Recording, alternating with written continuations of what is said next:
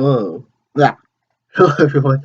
Today on D&D shit, tricks and tips, or whatever the fuck I'm calling this, episode 2. Today we are talking about warlocks today, and how this weird and quote-unquote overpowered class has a lot of weird mechanics and its own unique lingo, which is different but similar to other pre-existing mechanics in the game. And yeah, if the outside look, this class as a whole might seem overpowered or whatever, but it's really quite the opposite compared to other more caster focused and more spell slot inclined classes. For most of a warlock's career, they only have access to 2 spell slots, and just from the casting over. Yeah, they don't go over. They can't cast nothing over 5th level, and that's what their spell slots cap out at, is a 5th level spell. And just to get access to 6th level spells, they need to be like level 11, which is their Mystic Arcana, which is one level 6th level spell that can only do once per day. Once. The thing is, like, the way you get their big mean potatoes and stuff is like, I'll explain the basic stuff for Invocations, because if I do it this way, it won't make much sense. Okay. When you make a warlock, you choose between their pact, or what type of pact they have.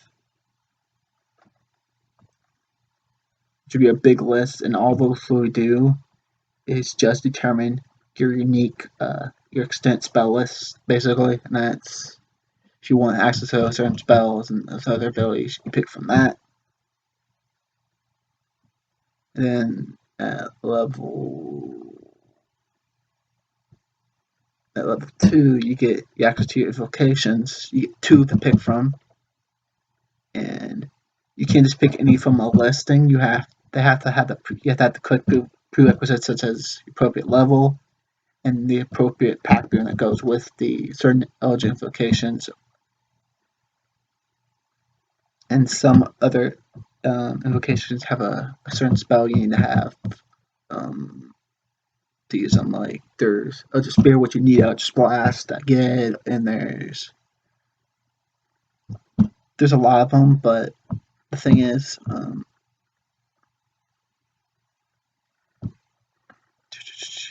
for most of the highest you probably get to, since assuming if it goes past level 5, you're going to have like 3 of these things, and if it increases to 4 at 7, and it's become 5 at 9th level, and the next time it goes up to 6 will be like 12 to like 14. Yeah. And the thing is, it's very rare, from my personal experience, for the type of people I play with, that we'd make it to 15. And that's like a long time. Like, from my experience, most of my sessions that I've been playing in, they just like drop out, like I said before, level 10. So you're not gonna meet eligible vocations, but if you're using stuff from your college and everything, I recommend you pick up the depth feat if your character can afford the passing on the stat increase, like I said before. But now I'm gonna get back into more other way patrons, which give you spell access to spells you want to have normally. Vocations get you do things, they no other classes can't do. Like some invocations involve casting, being able to cast certain spells at will, which is pretty nice. So remember like those some of the utility spells like speak with dead, jump, and all that type of stuff. That's usually what type of spell which you can cast at will are the more utility ones. Like let me find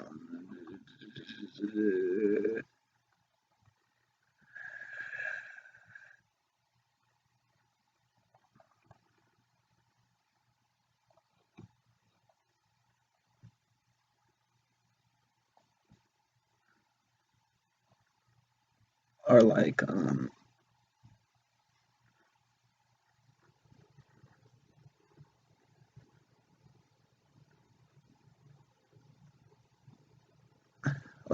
fiendish vigor. You can cast false life. If you get this invocation, you can cast false life on yourself at will as a first level spell without expending a spell slot or material components. That type of things where or like these like niche cases and spells that you can be like say fuck the rules and just do it because you can.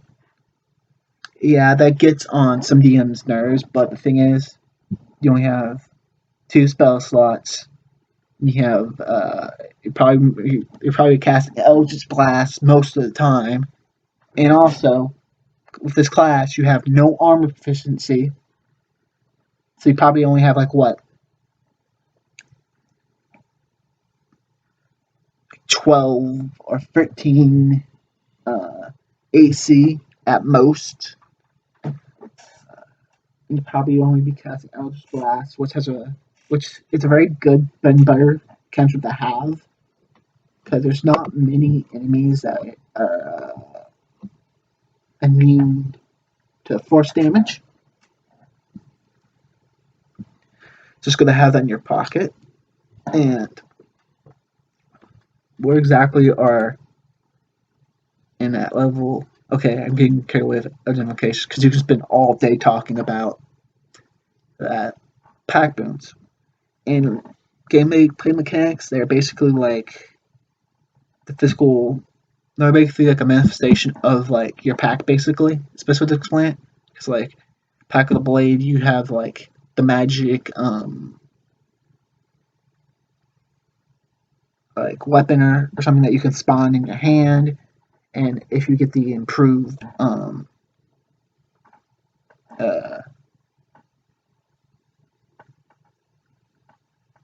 what's it called? Improved pack weapon, Urgent Vocation. You can make it even like a ranged weapon. You can, and thing is, you can basically instead of using, for example, right? Let's just say you find a nice, cool, great axe, right? But you don't have the normally you would have the strength requirement for it, right? With Pack of the Blade, you can just put your hands on it, do a ritual, and you can summon that weapon wherever you are, and you can, you know, and you don't use your strength. Now, since it's your pack weapon, you don't use the traditional modifiers for it. You would use your charisma modifier or whatever, or like your charisma based stuff for it. So that's there's this pack of the blades more martial esque focused or like pseudo ranged. You know, if you want an example, if you there's that one dude from Vox Machina, whatever his name is, the dude with the gun. Uh, Spoilers. But it was kind of obvious that to me anyway, that he was kind of Warlocky esque vibes to him. Um, Based on how the character and carried himself and stuff, you could tell. Um, okay. There's Pack of the Tome, which is like a more utility and focus one. I won't say utility is more like if you want more like cantrip, for example, right? The Pack of the Tome. This is the main appeal of it. Okay, it lets you take normally, right? The amount of the cantrip that you can pick are limited to you by what class you're playing as. All right, but follow me here, right? With the Pack of the Tome, when you first get it, you can pick a set number of cantrips from any spell list in the game. Any. Like Spare the Dying, which is like a cleric thing, or some like Message, or Shillelagh, like any cantrip. And like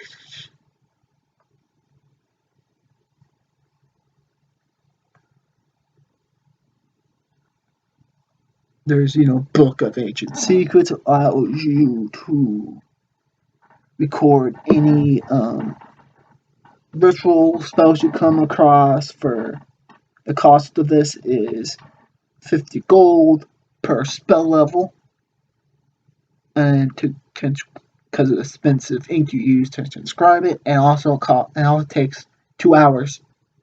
It takes a while to record it per level. On top of that, um,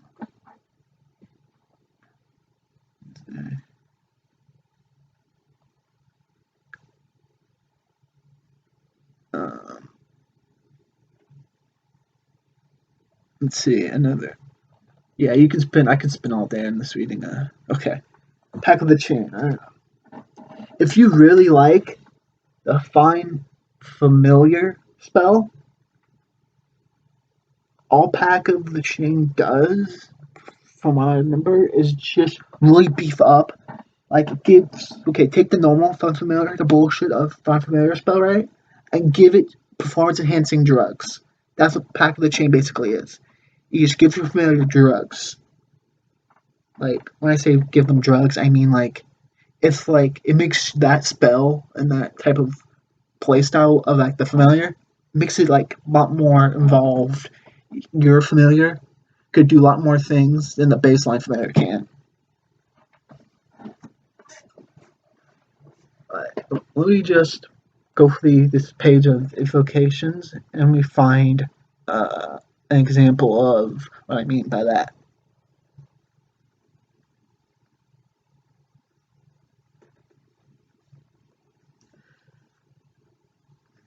Oh, chains sorry, at level 15 Pack of the Chain feature. You can cast Hold Monster at will, targeting a celestial feat or elemental without expending spell slot or material components. You must finish a long rest before you can use this invocation on the same creature again. Oh wait, what? So you can use this on multiple creatures? Probably not the case. Let's see, where's another one? Let's see. For this is a pack of the blade feature. This is an Eldritch Smite. Once per turn, when you hit a creature with your pack weapon, you can expend a Warlock spell slot to do an extra 1d8 force damage to the target plus another.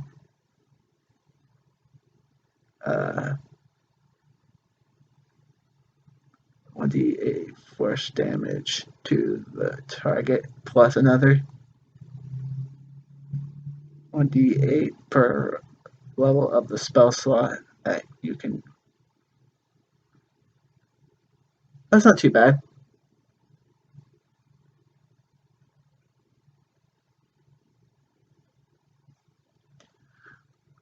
Okay, that's d8's not too bad, but remember, what's the prerequisite for this? Your prerequisite is level 5 for Eldritch Smite, and at level 5, what's your spell slot you have access to? Still? 5, 2? So that'd be 2d8. Wait, sorry.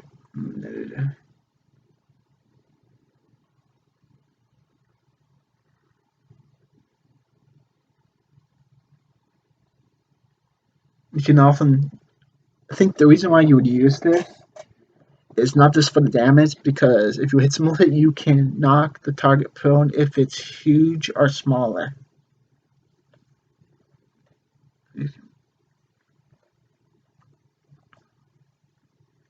Um,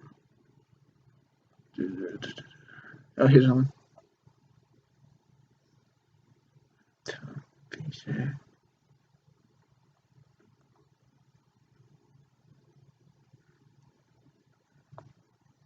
Far scribe is pretty nice.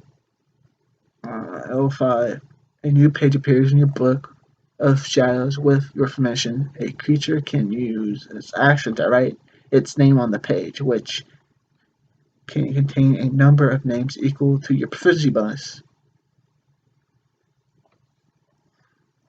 You can cast a sending spell targeting the creatures whose name is on the page without using a spell slot, without using materials, components. So you must write a message on the page. The target hears the message in their mind. The target replies. Their message appears on the page rather than in your mind. And disappears after 1 minute. As an action, you can match your race name on the page by touching it. That's pretty nice, but if, like, for some reason, if you need to communicate between long distances, that's pretty nice. But where is it?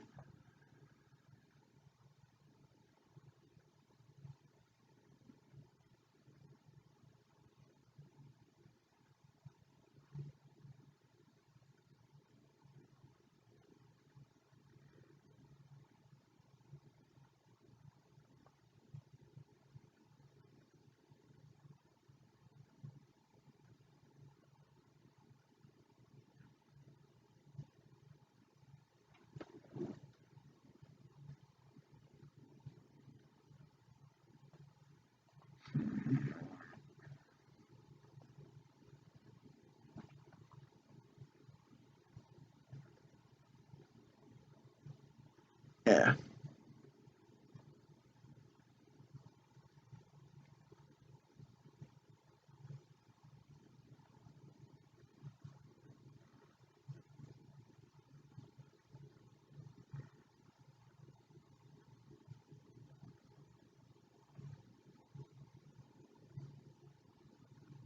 Like, if I could have one complaint, I think the Pact of the Talisman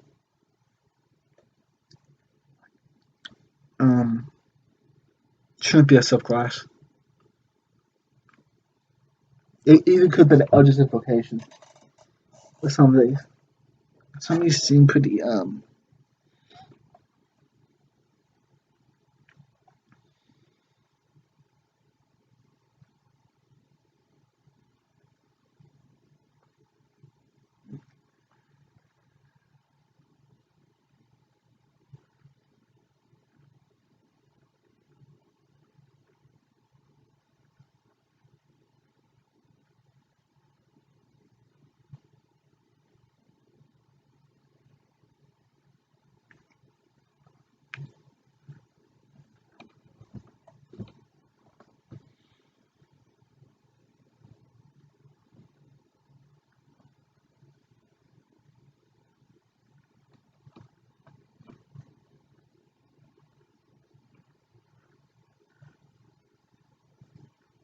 hmm.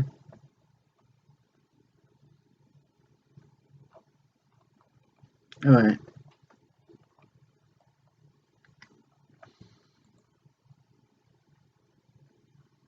Okay. One of the downsides of this class. Lack of spell slots. They'll hit die. Meaning like not you usually don't have that much HP. Benefits. Many customization options. breaking some rules that other classes can't do. With the other vocations, you have a bunch of build varieties and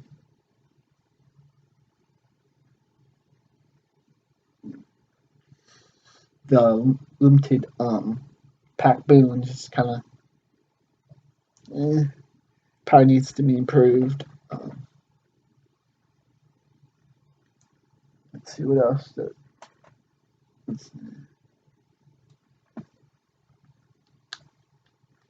And like I recommend if you're going to um, if you're going to play like a warlock, do your research on before you just do your research before you don't get a patron that you think is actually useless for what you want to do. And if all goes according to plan, you should be fine because it's not like it's a the thing is when it comes to like Pack the Tome and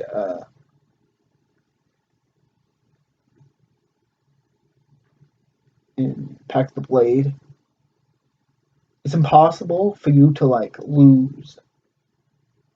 You you have to survive with Pack the Tome for a little bit, but once you get past a certain very early level, like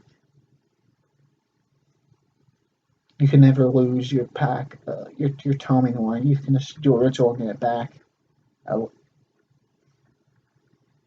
Um, Pack a blade, your weapon cannot actually just be designed from you.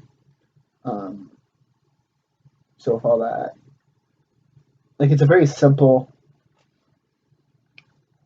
The warlock class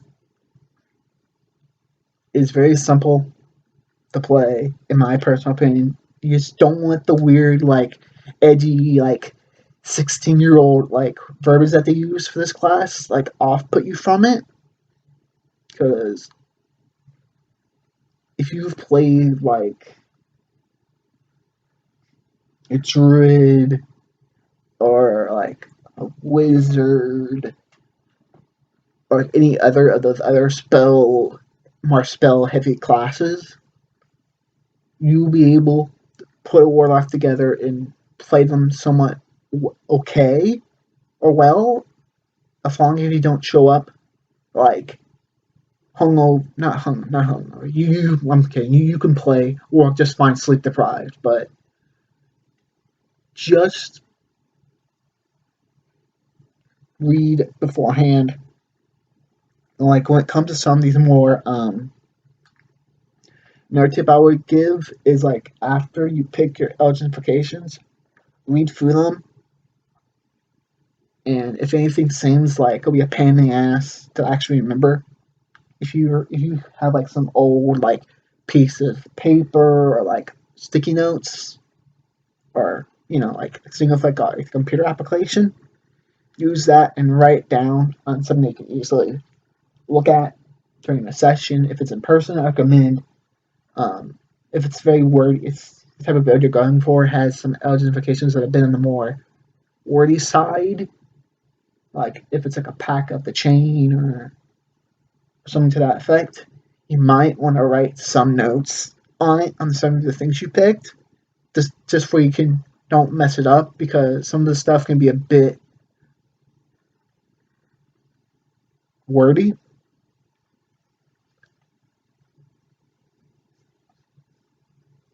So yeah.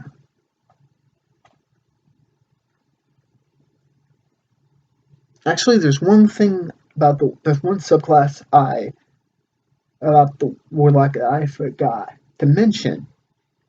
It's the hexblade in particular. I forgot to mention. The hexblade is not the same thing as pack of the blade. The reason why you will, from an outside perspective, the reason why you will see um, hexblade do pack of the blade a lot is because that class, that subclass, I should say, has some weird limitations to it if you don't go pack of the blade. Like, if you don't go pack of the blade, you are limited to single-handed weapons. Like, you can't use two-handed weapons and stuff. If you don't go pack of the blade, you have to be that to get certain things available to you. So,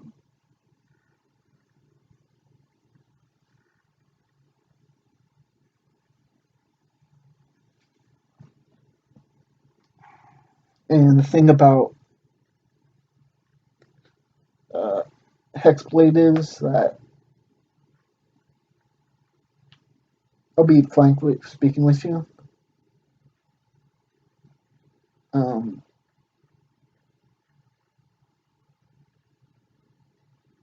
How to put this? Just be Eldritch Knight. That's what this would say. If you want to be like an Eldritch, if you want to be like a more magic, like physical warrior, I think an Eldritch Knight might be more effective for you in that regard. Like, yeah, they have limited spell and there's a bunch of weirdness with their action coming with their reaction and stuff, but like you probably have let me just check something.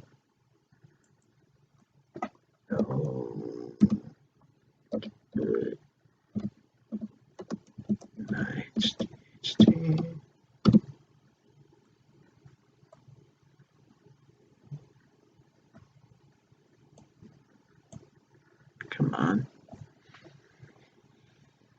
Eldritch Knights. Oh, looking at that.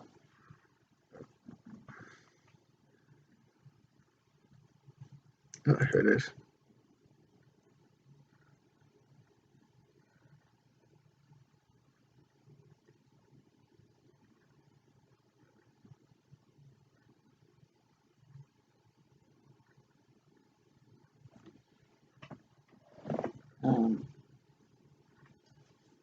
Yeah, because like, I mean, I'm pretty sure Eldritch Knights have.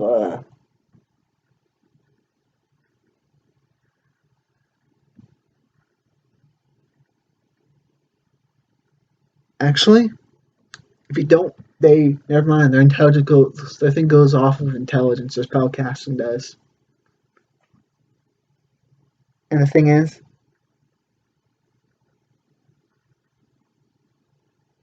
they have.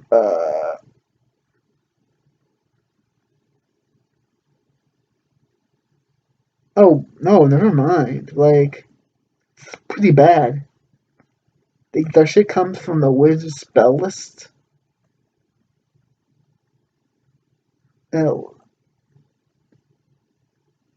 oof. Oof, that's rough. Fuck that. Like, they have to be at fucking level 7.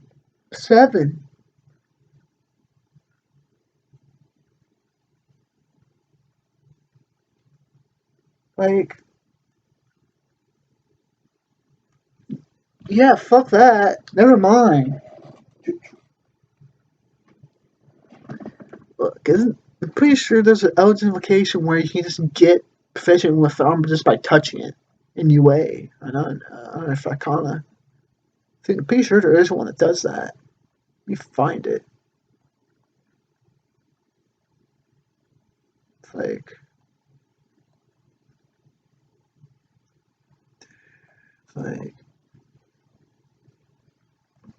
oh, I think.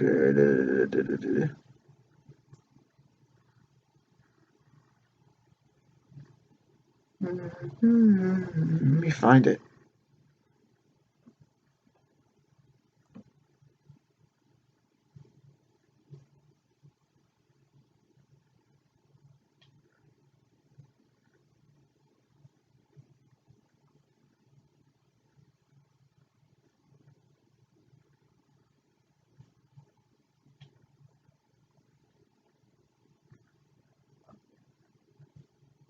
Oh, here it is.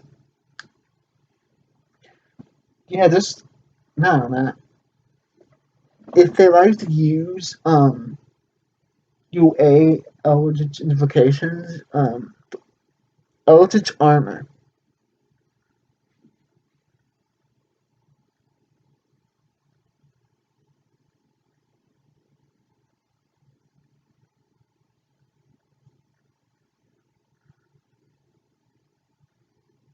Basically, as an action, you can touch a suit of armor that has been being worn or carried by anyone, and instantly don it, providing you aren't wearing armor already. You are proficient with the suit of armor until it's removed. It costs you a main action, but here's the thing. It doesn't say how long this thing lasts for, so just simple. Just sleep with your armor on. Oh, the rule, this is your rest. Like, just, hey, why don't you just do? Just say you put your armor on and just keep it on constantly. And don't say, just don't mention, just assume that the DM is aware they still have your armor on and just sleep.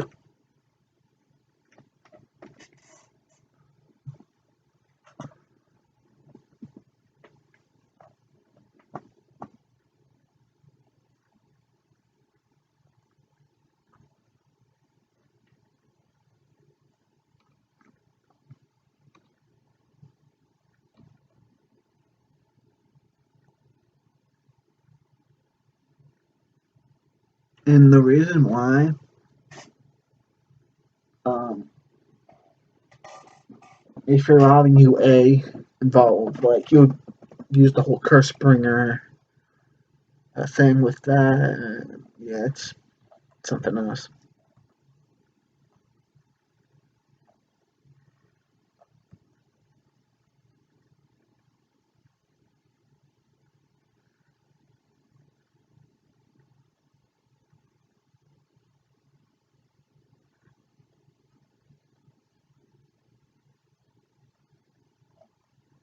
So yeah, that's yeah. Just if you want to be modifier, you can, but make sure like you can use that one UA one is mentioned Ojitar, and you could be fine. Just put on some Issa armor that you can find, like or like when the fire just dies, you run and steal his heavy armor that you pay money for. Just steal off his scores. So yeah, you want uh, yeah. There's like not much to say about this class. It's different, but also somewhat the same. Just don't get intimidated. Just don't get intimidated by its weird word choice, and you'll be fine. Just make sure you equip Eldritch Blast. It's a very good. The reason why some people use it, it's before. Now we can use the force. 120 feet. 120. A range of 120. At higher levels, it gets a second beam. Yeah, there's a lot of good things with this class. You just gotta like put the work in, and it's you're not really that overpowered. It's kind of a underpowered class, in my opinion. It's not like the wizard, the sorcerer, or the cleric, where you're going to get the most out of uh, Warlock. It's getting as much utility and other things um, of your class as much as possible because you're not going to out damage the sorceress or the sorcerer who has like things like empower, twin spell, all that meta magic shit. You're not going to out DPS that. You're not going to have the highest like parse or whatever, or damage. I mean, it's just the reality of it. You're not gonna out heal like the cleric or like a I mean, there's a lot of things that you can do that a lot of classes can't do, and you just gotta do what you can to make yourself shine and just play your game as the warlock, and you'll be fine. I know this video is it's not as long and drawn out, but I'm pretty much saying the same stuff I said in that first video, but since I know a lot more about this class, it's more succinct, and I think people might get a lot more use out of this one. So have a good one.